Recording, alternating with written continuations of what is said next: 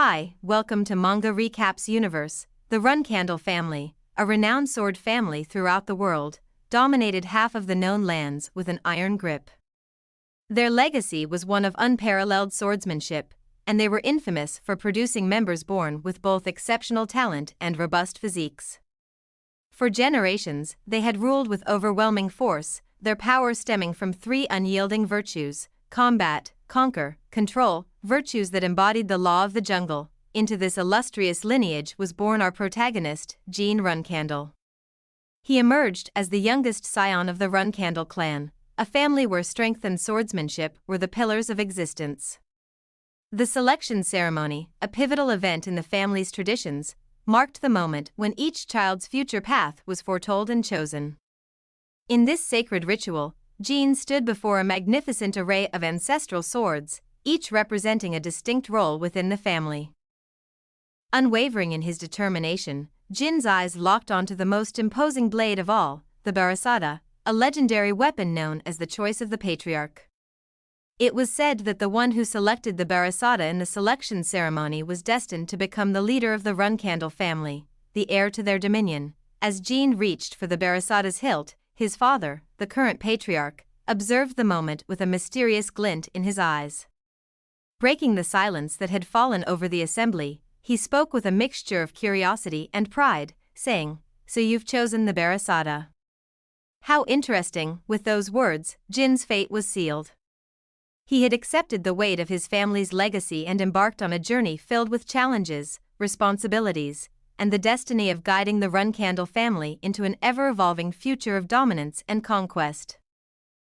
Little did he know that this path would lead him to confront not only formidable adversaries but also profound revelations about the nature of power and leadership in a world where the sword reigned supreme. Jean Runcandel had always assumed he would follow in his family's tradition of success and fame. However, he faced a stark reality: he had absolutely no talent for swordsmanship, a shockingly rare deficiency within the Runcandel lineage, known for their martial prowess. Within the family, he became known as Runcandel's embarrassment, their disgrace, the worst dunce of the Runcandels. This marked a painful and humbling journey for Jean, filled with relentless training, numerous failures, and isolation within his own family. Yet, through his struggles, Jean would discover qualities within himself that defied convention and transcended traditional virtues. His path would reveal that greatness could take many forms. And sometimes, it was the most unlikely individuals who would rise to face extraordinary challenges. While Jean practiced with his sword, his older brothers taunted him mercilessly. "Are you swinging that useless sword again?" one of them jeered. "I wonder where that special barasada sword is." "Certainly not in your hands," Jean, gritting his teeth, didn't answer. The mockery continued as they ridiculed him for not responding. "Why aren't you answering? Your almighty brothers are asking you questions," another brother chided before kicking him. What a useless bastard! Enraged by their insults, Jean attempted to pick up his sword, but they were quick to thwart his efforts.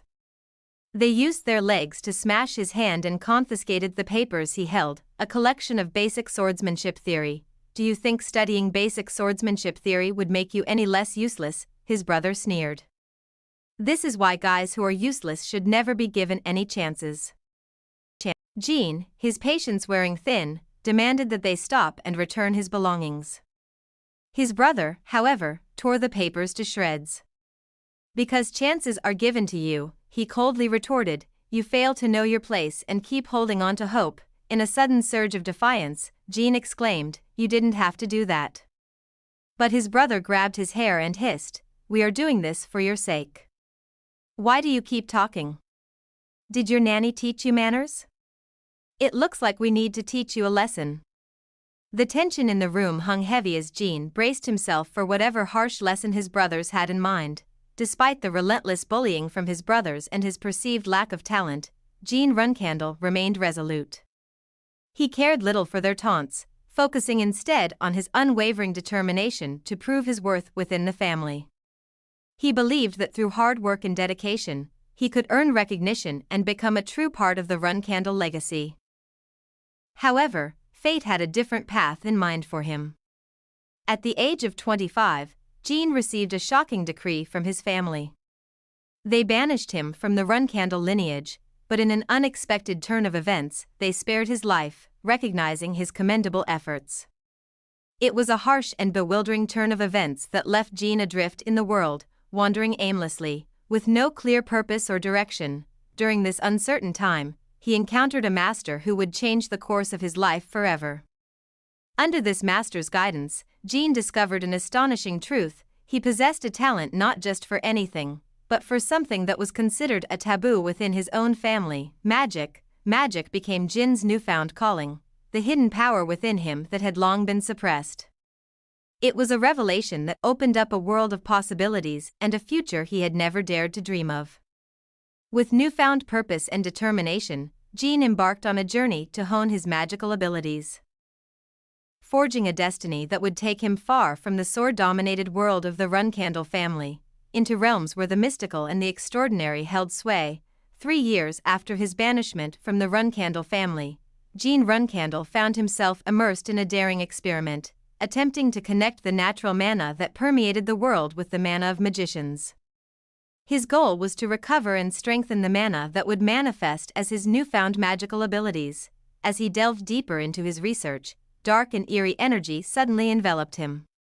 He felt a presence, an unseen force that seemed to emanate from the shadows themselves.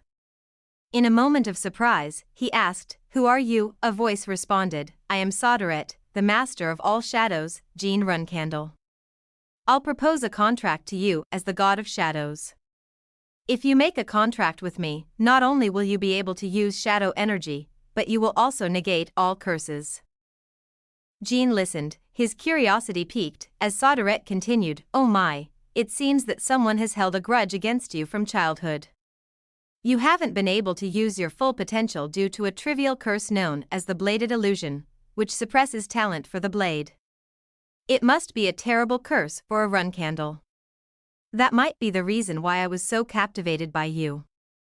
From this moment, no curse will be able to bring harm upon you anymore. All that is left for you is to become a magic swordsman, Jean Runcandel." With those words, Sodaret vanished into the shadows, leaving Jean to contemplate this unexpected twist of fate. He now had the opportunity to break free from the curse that had held him back for so long, and with the power of shadow magic at his disposal, his journey as a magic swordsman would take on a new and extraordinary dimension.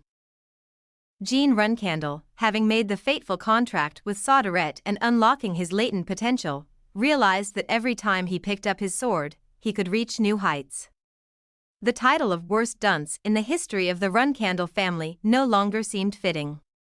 With the addition of magic to his skills, his hard work had finally come to fruition, and he was ready to rise above his past, but fate had another twist in store.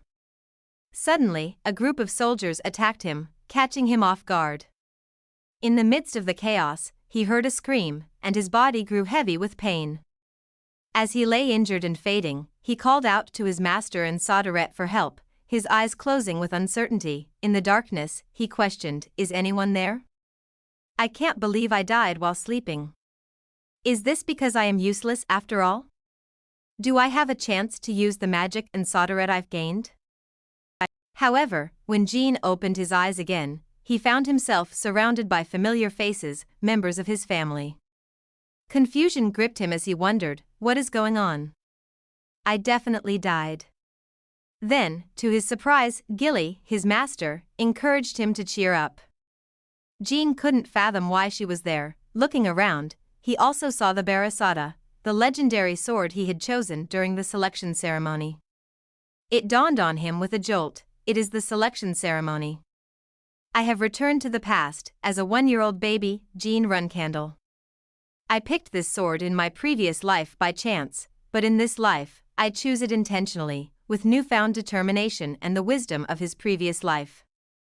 Jean was ready to forge a different destiny for himself within the Runcandel family, armed not only with his sword but also with the formidable power of shadow magic bestowed upon him by Sodaret. His journey had taken an unexpected turn, but he was now poised to rewrite the legacy of the Runcandel clan. The people who had gathered for the selection ceremony couldn't believe their eyes. The patriarch's sword, the Barasada, had been chosen by the youngest of the Runcandel family. Jin's father announced, "The youngest has selected the Barasada. The selection ceremony is over. Move the youngest to Storm Castle." 6 years passed within the confines of Storm Castle, where Jin was bound by family rules to remain until he turned 10. As he languished in boredom, a sudden sound caught his attention. Concerned, he asked his maid, "What's wrong?" She replied, "Young master, there is a dead bird in your room." Jin puzzled over this, knowing that the only people with access to Storm Castle were his brothers. Daytona and Haytona, twin siblings and the 11th and 12th sons of the Runcandel brothers, soon revealed themselves as the culprits. They callously admitted to placing the dead bird in his room as a cruel prank, taunting him about their gift and challenging him to show emotion. Jin, fed up with their torment, prepared to defend himself when the twins attempted to attack him. However, instead of a physical confrontation, he tapped into his newfound shadow energy, overwhelming them with its power. He warned them to stay out of his sight from that point forward. Just as the situation seemed under control, Khan arrived and inquired about the commotion. Jin concealed his shadow energy and explained that the twins had instigated a fight with him, which had resulted in their sudden collapse. Khan, recognizing the Runcandel children's fierce nature, offered to take them to a doctor. However, Jin had other plans. He insisted that the twins needed to go somewhere else and instructed Khan to follow him. Jin buried the dead bird in the rain, giving it a proper resting place, and left the injured twins to endure the storm, a stark reminder of the cruelty they had shown to an innocent creature. As Khan rode away on his horse, Jin watched from his window and realized that Khan was heading to report to his father, the patriarch of the Runcandel family. Khan was not just their guardian knight, he also served as an observer. Jin knew that Khan had witnessed something extraordinary, something beyond ordinary aura or mana. It was the manifestation of his shadow energy, proof of his contract with Soderet. This power confirmed that his contract with Soderet was valid even in this life. Thanks to the curse immunity that came with being Soderet's contractor, Jin had been able to avoid the bladed illusion curse. The label of the Dunce of Runcandel no longer applied. From this point forward, many things in his life would differ from his previous existence. The next step was to confront his father. Khan met with the patriarch of the Runcandel family, Jin's father, and relayed all the events that had transpired. The patriarch calmly acknowledged the news, saying, "So the youngest beat Tana twins." Without hesitation, he ordered Khan to assemble the flag-bearers, indicating his intent to visit Storm Castle personally. Swiftly, one of Jin's brothers arrived to inform the patriarch that all 7 flag-bearers and their 200 knights were ready for assembly. The patriarch nodded in approval and said, "Good. Let's go to Storm Castle." A significant confrontation was imminent, and the Runcandel family's patriarch was determined to address the situation involving Jin and the Tana twins. Amid a sudden order to gather, Mary Runcandel, the 7th child of the Runcandel family, turned to her older sibling Deepooz and inquired, "Deepooz Appa, do you know anything about this? I asked Luna Uni earlier, but I don't think she knew either." Deepooz, the 4th child of the Runcandels, contemplated the situation and responded, "The Tana brothers will be out of the castle next year, so I think about them." Curious, Mary pressed on, "But why would that lead to such an order?" Deepooz recalled a crucial detail and explained, "He chose the patriarch's sword, don't you remember?" Before the conversation could delve any deeper, Luna Runcandel, the firstborn of the family, intervened and urged them to be quiet. Meanwhile, Jin's nanny conveyed the news to him.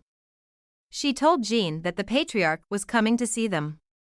Jin realized that Khan had indeed reported to his father, setting the stage for a significant meeting with the head of the Runcandel family. As the patriarch of the Runcandel family entered Storm Castle, a sense of reverence filled the air, and everyone present respectfully greeted him.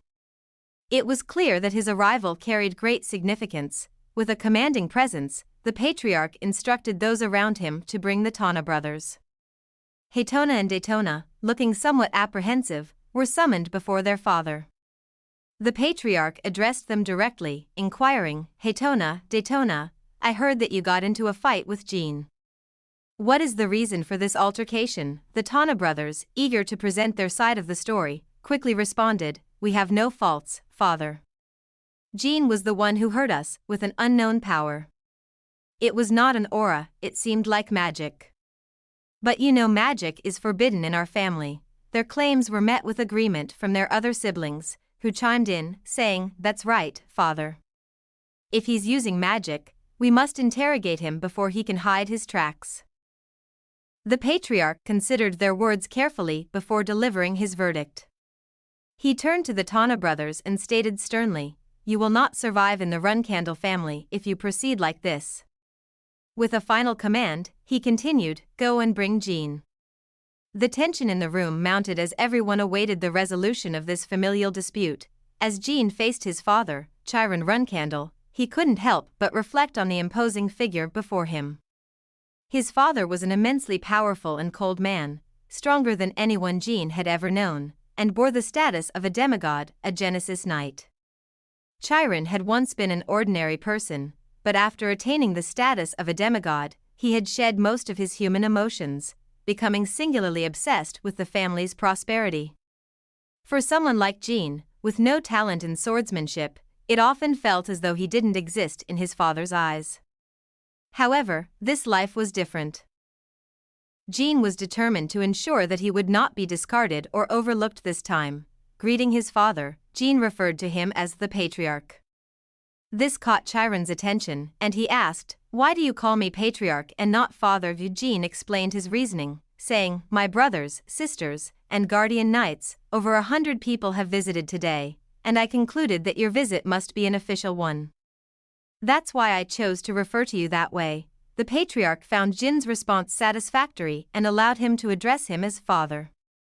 Then, he posed the same question he had asked Jin's brothers, inquiring about the reason for the fight. Jean replied with conviction, "It's revenge, father.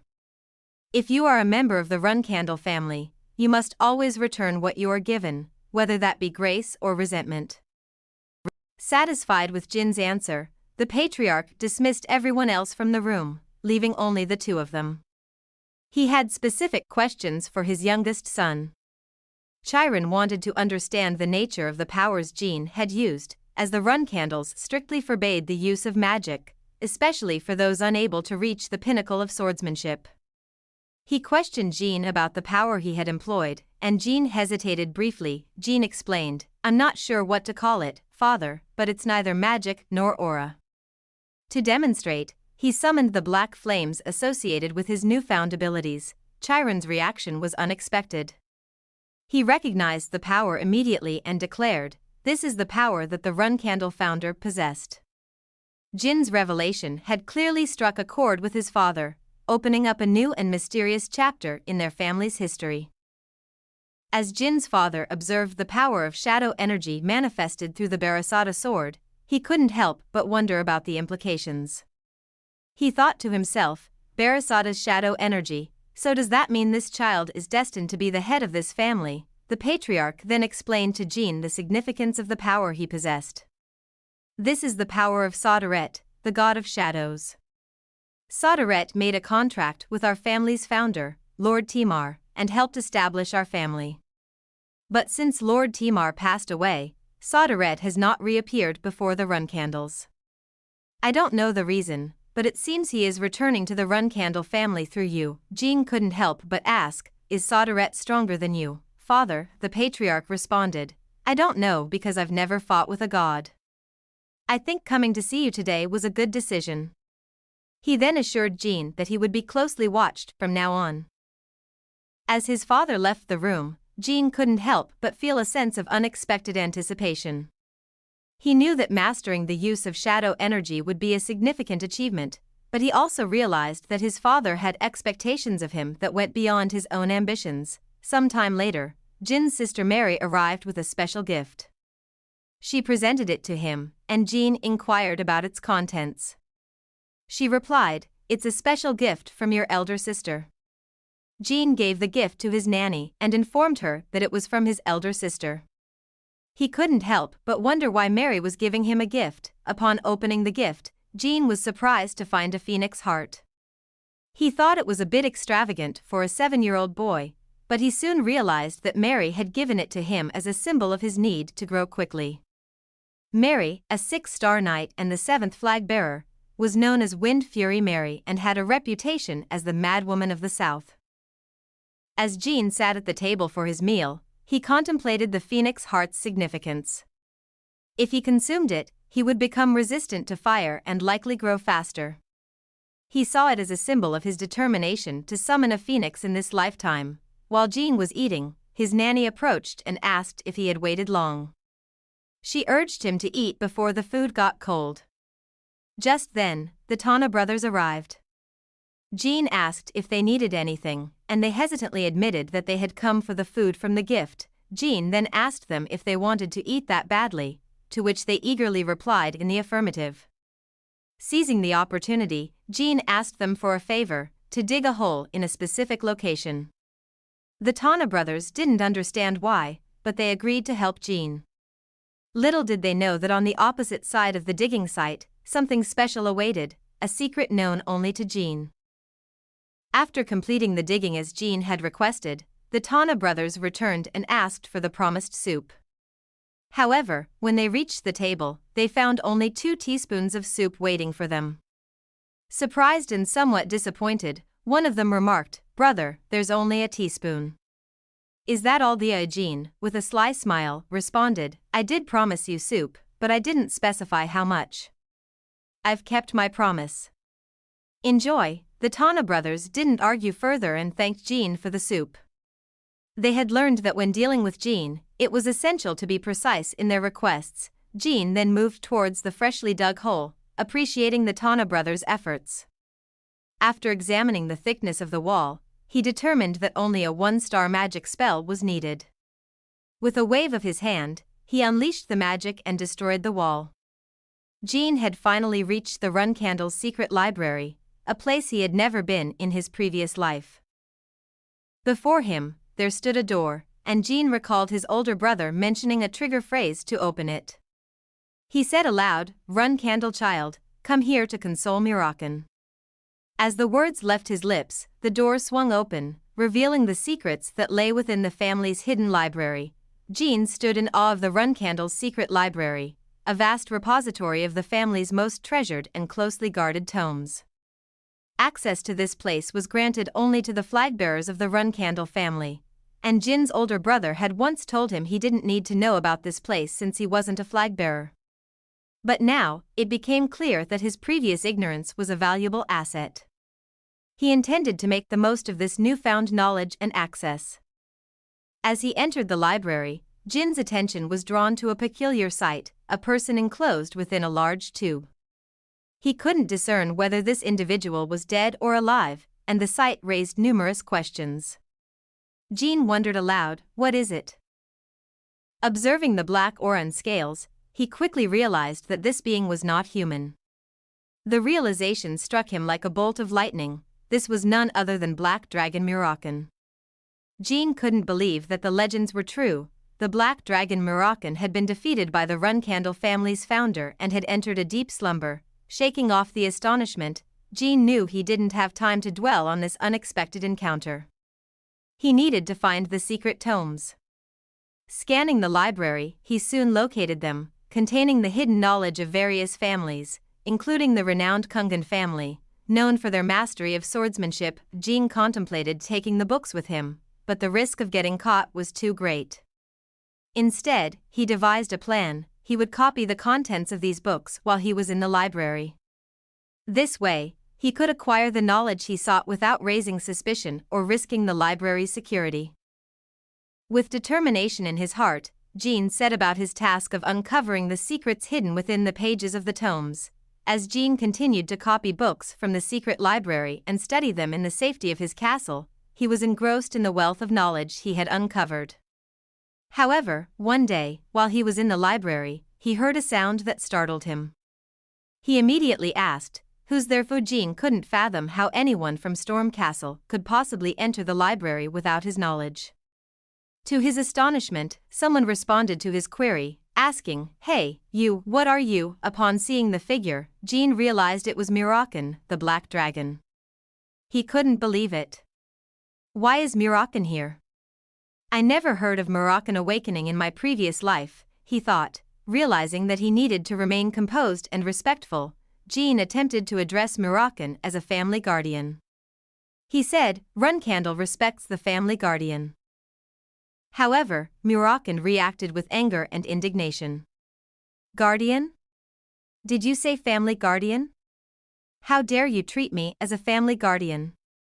You Runcandels teach your children such nonsense, he retorted. Murakan, who had initially been drawn by a pleasant scent, was now disappointed to find only a child. Murakan's senses then picked up on something else, the distinct scent of shadow energy emanating from Jean. He questioned Jean about it, expressing his surprise at detecting the scent of shadow energy, which he associated with contractors like Timar. Jean, realizing that Murakan had awakened due to his shadow energy, cautiously revealed his own power to the Black Dragon. He explained that his father had told him it was the power of the god of shadows, Saderet. Murakan was taken aback by the revelation and expressed disbelief. He revealed that he had once made a promise with Saderet and that it seemed the person who needed to cooperate with him to fulfill that promise was none other than Jean. After introducing himself formally as Murakan, Sadaret's representative and friend, and the last descendant of the first being created from the shadows, Murakan stated, according to the contract, from now on, I will be on your side. State your name, Sadaret's contractor. Jean replied confidently, my name is Jean Runcandel, I am the 13th and youngest of the Runcandel family. With these words, the pact between Jean and Murakan, the Black Dragon, began, and the course of his destiny took an unforeseen turn. Black Dragon Murakan, whose presence was so formidable that an entire mountain range was named after him, ruled over the stormy Murakan Mountain in the distant past. However, the annals of history revealed that Murakan had been defeated in a battle 1,000 years ago by the Runcandel family's founder, Timar Runcandel. This defeat led to Murakan relinquishing his dominion over Murakan Mountain and the Storm Castle, after which he fell into a deep slumber, yet, the true nature of their relationship was far more complex. Murakan and Timar were not enemies, instead, they were close friends, and Murakan served as Timar's guardian dragon. In the world where gods and their contracts existed, those who forged a contract with a god would have a guardian dragon by their side. However, Jean had never been informed about Sadaret's guardian dragon. It now made sense that this information had been withheld because Murakan had been in deep slumber. With Murakan now awake, Jean had not only gained the power of shadow energy but also a formidable guardian dragon, cementing their bond as guardian and contractor. The next day, Jean made his way to the secret library as he had done frequently since Murakan's awakening. He greeted the dragon, saying, Murakan, I'm here.